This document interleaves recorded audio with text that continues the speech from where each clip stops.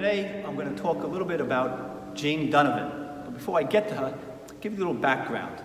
In 1980, in El Salvador, there was the beginning of murder groups. The army and the rebels were murdering thousands of people. Over 100,000 people were killed in the 1980s. Oscar Romero is the famous one that everybody knows.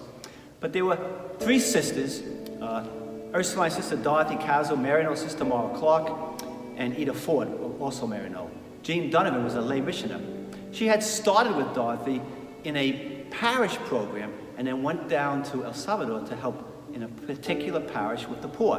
One of their tasks was to bury the people that were killed and left on the streets. It was horrible down there. But where did she come from?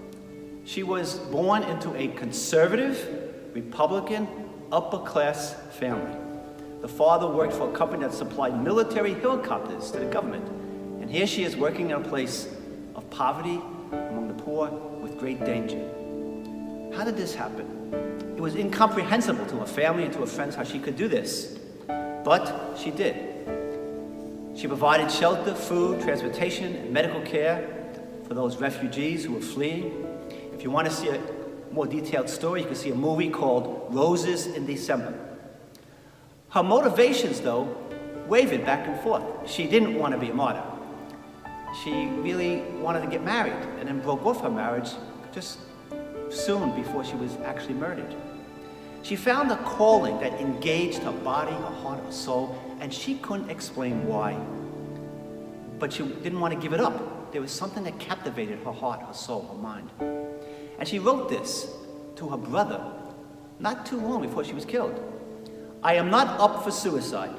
Several times I decided to leave El Salvador. I could, except for the children, the poor, the bruised victims of all this insanity. Who would care for them? Whose heart could be so staunch as to favor the reasonable thing? Not me. Myself, as a priest and as a seminarian, I visited Guatemala and El Salvador. I was there during that tumultuous time.